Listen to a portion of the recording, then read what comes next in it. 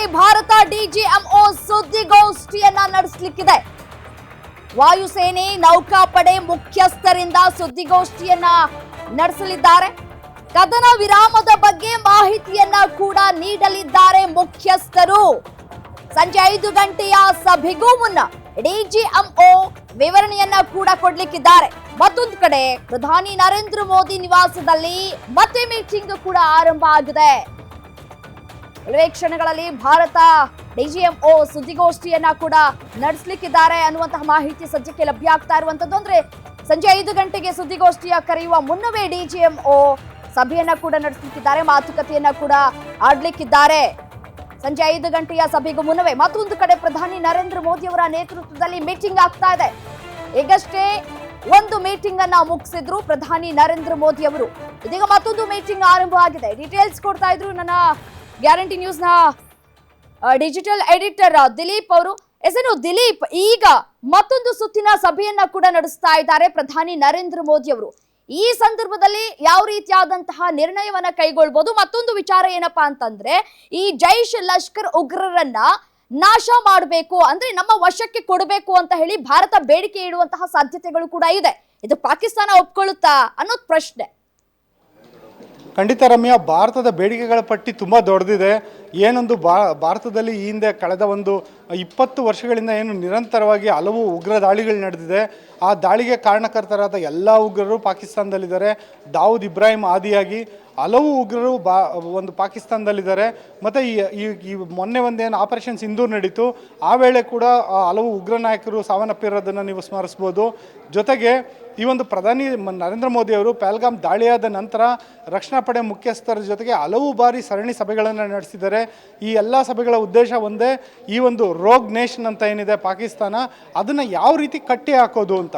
ಯಾಕೆಂದರೆ ಇದು ಅದೊಂದು ರೀತಿ ವಿಷಸರ್ಪ ಇದ್ದಂಗೆ.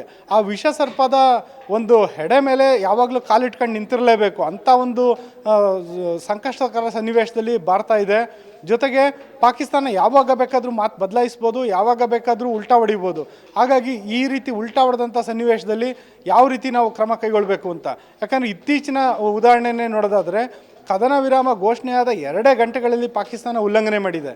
ಇಂಥ ಒಂದು ವಿಚಿತ್ರವಾದಂಥ ದೇಶನ ಯಾವ ರೀತಿ ಟ್ಯಾಕಲ್ ಮಾಡೋದು? ಜೊತೆಗೆ ಪಾಕಿಸ್ತಾನದ ರಾಜಕಾರಣಿಗಳದ್ದು ಒಂದು ದನಿ ಆದರೆ ಪಾಕಿಸ್ತಾನ ಸೇನೆಯ ದನಿ ಒಂದೇ, ಪಾಕಿಸ್ತಾನದ ISI ದನಿ ಬೇರೆ, ಇನ್ನು ಪಾಕಿಸ್ತಾನದಲ್ಲಿರೋ ಉಗ್ರರ ಕೃತ್ಯಗಳೇ ಬೇರೆ. ಹಾಗಾಗಿ ಈ ಒಂದು ರಾಷ್ಟ್ರದಲ್ಲಿ ಒಬ್ಬ ವ್ಯಕ್ತಿ ಜೊತೆ ಮಾತಾಡೋಕ್ಕಾಗ್ತಿಲ್ಲ ಭಾರತಕ್ಕೆ. ಹಾಗಾಗಿ ಈ DGMOಗಳ ಸಭೆಯಲ್ಲಿ ಭಾರತ ಈ ವಿಚಾರವನ್ನು ಪ್ರಮುಖವಾಗಿ ಪ್ರಸ್ತಾಪ ಮಾಡಿ ತನ್ನ ಬೇಡಿಕೆಗಳ ಪಟ್ಟಿಯನ್ನು ಇಟ್ಟು ಒಪ್ಪಿಸ್ಬೇಕಾಗುತ್ತೆ. ಯಾಕೆಂದರೆ ಭಾರತ ಈಗಾಗಲೇ ಒಂದು ಈ ಸಂಘರ್ಷದಲ್ಲಿ ಪ್ರಮುಖ ಸ್ಥಾನ ಗಳಿಸಿದೆ, ಅಂದರೆ ಮೇಲುಗೈ ಸಾಧಿಸಿದೆ. ಇದನ್ನು ಯುದ್ಧ ಅಂತ ಹೇಳೋದಕ್ಕಾಗೋದಿಲ್ಲ, ಇದೊಂದು ಸಂಘರ್ಷ, ದಾಳಿಗೆ ಪ್ರತಿ ದಾಳಿ ಅಷ್ಟೇ. ಇದು ಇನ್ನೂ ಪೂರ್ಣ ಪ್ರಮಾಣದ ಯುದ್ಧ ಭಾರತ ಘೋಷಣೆನೂ ಮಾಡಿಲ್ಲ, ಭಾರತ ಮಾಡ್ತಾನೂ ಇಲ್ಲ, ಮತ್ತು ಭಾರತಕ್ಕೆ ಯುದ್ಧ ಕೂಡ ಬೇಕಾಗಿಲ್ಲ.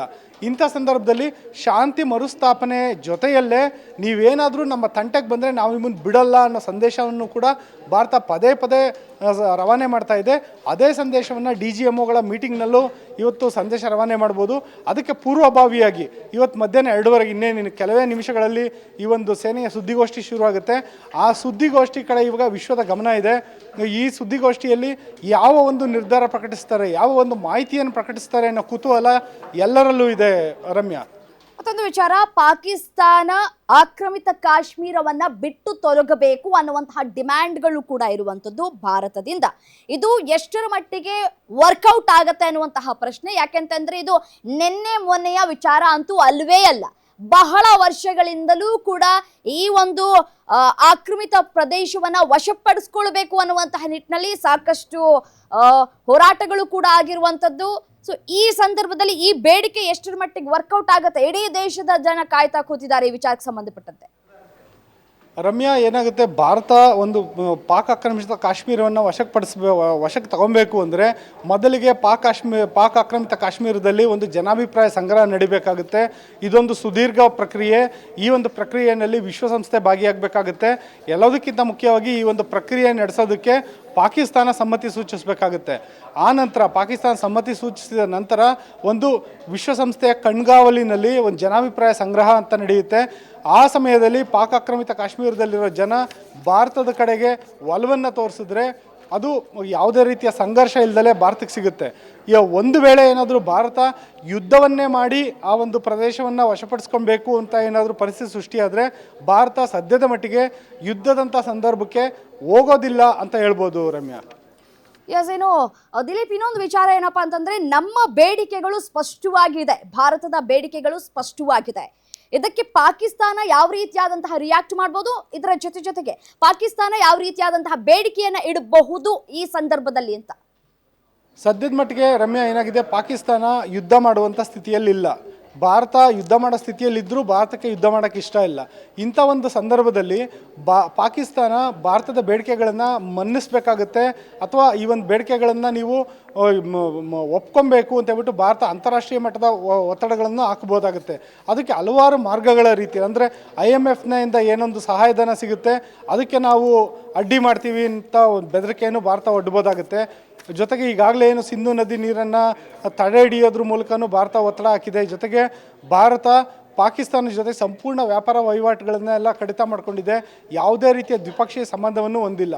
ಒಂದು ವೇಳೆ ಭಾರತದ ಜೊತೆಗೆ ಪಾಕಿಸ್ತಾನ ಸಂಬಂಧ ಸುಧಾರಿಸಬೇಕು ಅಂದರೆ ಭಾರತ ಇವತ್ತಿನೇನು DGMOಗಳ ಸಭೆ ಏನಿದೆ ಅದರಲ್ಲಿ ಭಾರತ ಒಡ್ಡುವಂಥ ಎಲ್ಲ ಸವಾಲುಗಳನ್ನು, ಬೇಡಿಕೆಗಳನ್ನು ಪಾಕಿಸ್ತಾನ ಒಪ್ಪಿದ್ರೆ, ಅಥವಾ ಅದರಲ್ಲಿ ಭಾಗಶಃ ಒಪ್ಪಿದ್ರಾದ್ರೂ ಭಾರತ ಮತ್ತು ಪಾಕಿಸ್ತಾನದ ಮಧ್ಯ ಸಂಬಂಧ ಸ್ವಲ್ಪ ಮಟ್ಟಿಗೆ ಸುಧಾರಿಸ್ಬೋದಾಗುತ್ತೆ ರಮ್ಯಾ.